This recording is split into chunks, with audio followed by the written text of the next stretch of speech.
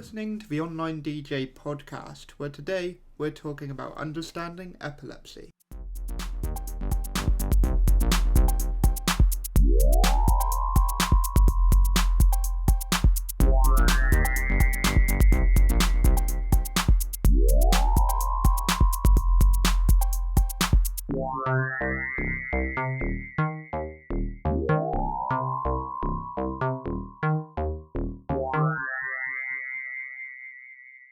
Alright, ladies and gents, welcome to another episode of the Online DJ podcast.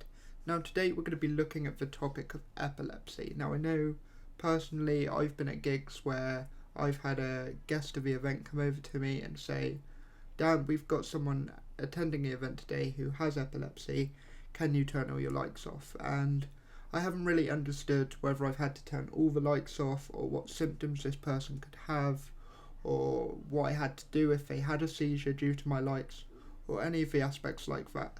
So with me today on the show I've got Chantal Spittles from Epilepsy Action to answer some of those questions. So firstly, Chantal, welcome to the show. In order for me and many other DJs all around the world to sort of better understand epilepsy, what sort of is epilepsy and around how many people sort of suffer from it? Epilepsy is a potentially life-threatening neurological condition, and it can affect anyone at any age and from any walk of life. People with epilepsy tend to have recurrent seizures, and these occur because there is a sudden surge of electrical activity in the brain, and during this there's a temporary disturbance in the messaging systems between the brain cells. And then a person's brain signals become halted or mixed up, and this can affect their speech or movement. One of the big things that people don't know about epilepsy is just how many people it affects. There are 600,000 people in the UK who live with the condition, and every day 87 people will learn that they have epilepsy. Another great misconception about epilepsy is that it's something you're born with or you get when you're older, but it's in fact something which can affect you at any stage of your life. I think the important thing to point out also is that epilepsy is not just about having seizures, taking your medication and getting on with the rest of your life.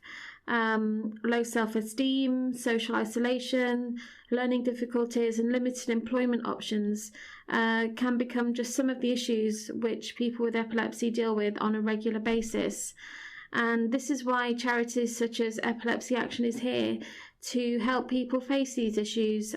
We provide essential services such as information on our website, a telephone and email helpline, and regional coffee and chat groups so we can support people when they need us most. And Chantal, what causes epilepsy? Is there any known sort of cause to why people get epilepsy? So epilepsy is a hugely varied condition which affects people in very different ways, and it can be caused by a number of things such as a brain injury or damage to the brain, but for some people there is no known cause. Some people with epilepsy will have their seizures completely controlled by epilepsy medications, but others might need surgery to stop their seizures happening, or they might always have seizures. So how can epilepsy be diagnosed and treated if someone has it? There is no one conclusive test for epilepsy, although tests such as the EEG, which records brainwave patterns, can give doctors useful information. Epilepsy should be diagnosed by a doctor with specialist training in epilepsy, and an epilepsy specialist will use their own expert knowledge along with test results and the patient's or witness accounts of the seizures when making their diagnosis. So in terms of treatment, epilepsy is usually treated with anti-epilepsy medicines. They act on the brain trying to reduce seizures or stop them from happening. And lots of people with epilepsy find that when they take their medication properly, they have fewer or no seizures. There are also other therapies available such as vagus nerve stimulation or the ketogenic diet, which is like a modified version of the Atkins diet, and it's higher in fats and low in carbs than a typical diet. There is also brain surgery, but this is only effective for small numbers of people. Epilepsy medicines can stop or reduce the number of seizures a person has, but this does not cure the epilepsy itself.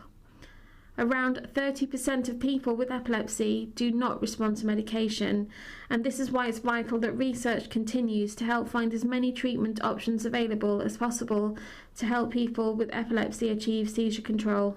So in terms of seizures, are there different types of sort of epileptic seizures?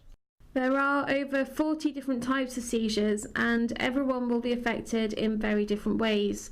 The most common type of seizures are tonic-clonic, and these are when you lose consciousness, fall to the floor, and your limbs will start jerking. Atonic seizures, also known as drop attacks, are also common, and these are when you lose all muscle tone and drop heavily to the floor. These can be very dangerous. And focal seizures, which affect just one part of the brain, can be mistaken for someone acting drunk or inappropriately, for example, and these can cause problems of their own in terms of getting help from the right people. Now, as this podcast is aimed primarily at DJs, how can our disco lighting cause epilepsy-related seizures, and sort of how can we help to prevent this from happening? So photosensitive epilepsy is a type of epilepsy in which all or almost all seizures are triggered by flashing or flickering light. These can be natural light or artificial light, such as strobe lighting. Most people with photosensitive epilepsy are sensitive to 16 to 25 Hertz. In the UK, the flash rate of strobe lights is restricted to a maximum of 4 flashes a second by the Health and Safety Executive, and this rate is considered safe for most people. But some people with photosensitive epilepsy may still find strobe lights could trigger a seizure. I think it's important to note that it's not just strobe lighting which could cause seizures. Any light which flashes at a higher intensity rate could cause seizures. So, for example, these could be lights such as flashing ones on a Christmas tree or flashing novelty badges. So it's really great to be able to raise awareness about this among the DJ community, and the main message is that lighting shouldn't pose too serious a problem for people with epilepsy, provided they take the proper precautions. A good suggestion for DJs would to be ensure any lighting they use stays within the official guidelines, and to perhaps put a notice outside the premises to warn people that it could cause seizures. So Chantal, if we are, say, at an event and notice a seizure is happening to a person, what can we do to sort of help? The main thing to do is ensure that the person having the seizure is safe. For example, if they're having a tonic-clonic seizure, it's important to protect them from injury, cushion their head, and see if there is any ID on them. You should also time the seizure. If it lasts longer than 5 minutes, that's time to call an ambulance. And put the person in the recovery position once the seizure is over. It's important not to restrain them or to give them anything to eat or drink, but to stay with them and just reassure them when they come round. Thanks, Chantal. So if people want to find out more about epilepsy or find out more about Epilepsy Action, how can they do this? Where can they find this information? So if you want to find out more information about epilepsy, just head to our website at epilepsy.org.uk or call our free phone helpline on 0808 800 50 50. That's 0808 800 50 50. Right, Chantal, so you've been really informative today, and thanks for coming on and explaining some of those answers for us. Before we let you go, we ask all our guests that come on the Online DJ podcast what is their favourite song. So what's yours?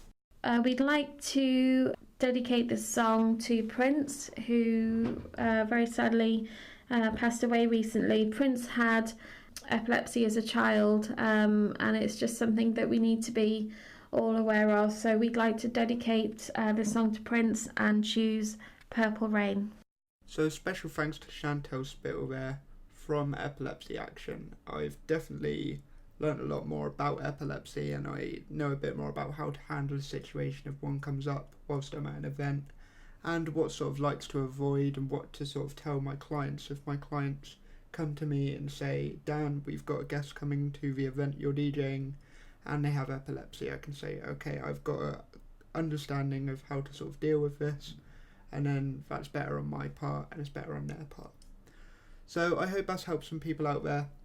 If you've got any questions or discussions you want to do about today's show, you can head over to our Twitter at OnlineDJHQ. You can also find us on Facebook, Online DJ. You can also head over to our website, www.onlinedj.co. Over there you can find all sorts of articles, reviews, information about a podcast, like upcoming shows where you can subscribe to us, things like that. And you can also subscribe to our newsletter where we send all that out to your email so you don't have to go looking for it. Other than that, that's all we've got time for today on the Online DJ podcast. So, see ya!